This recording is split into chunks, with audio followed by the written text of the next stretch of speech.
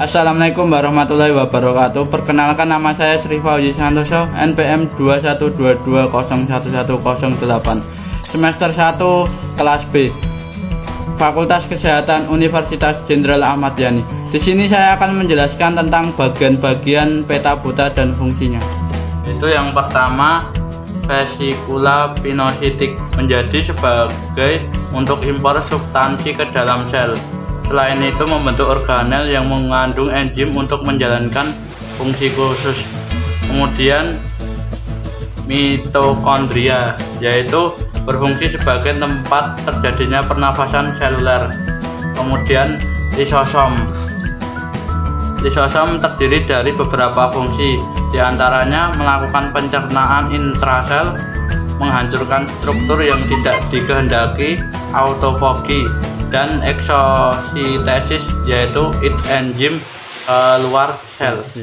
Kemudian aparatus Golgi menjadi 3 bagian.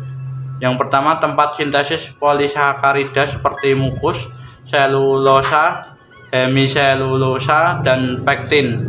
Kemudian membentuk selaput plasma dan membentuk kantong sekresi untuk membungkus zat yang akan dikeluarkan sel. Kemudian vesikel Golgi menjadi untuk ekskresi terutama pada sel-sel. Kemudian nukleus. Nukleus menjadi sintesa berbagai macam molekuler RNA yang digunakan dalam perakitan ribosom.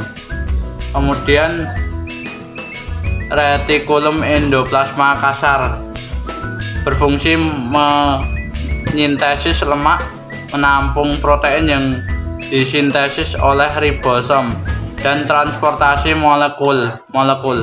Kemudian nukleus berfungsi sebagai pengatur pembelahan sel, pengendali seluruh kegiatan sel, dan pembawa informasi genetik.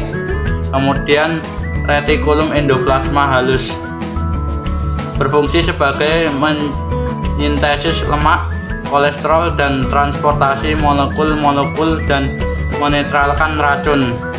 Kemudian sentriol. Sentriol berfungsi dalam proses pembelahan sel dengan memancarkan benang-benang gelindong pembelahan yang akan menjerat kromosom. Kemudian mikrotubulus berfungsi dalam membentuk organel sitoplasma berupa sentriol, silia, dan flagella. Kemudian membran sel. Membran sel berfungsi dalam mengatur masuk dan keluarnya flagella. Kemudian membran sel. Membran sel berfungsi dalam mengatur masuk dan keluarnya zat dari sel. Kemudian sitoplasma berfungsi sebagai sumber bahan kimia penting bagi sel dan tempat terjadinya reaksi metabolisme. Kemudian ribosom berfungsi untuk sintesis protein.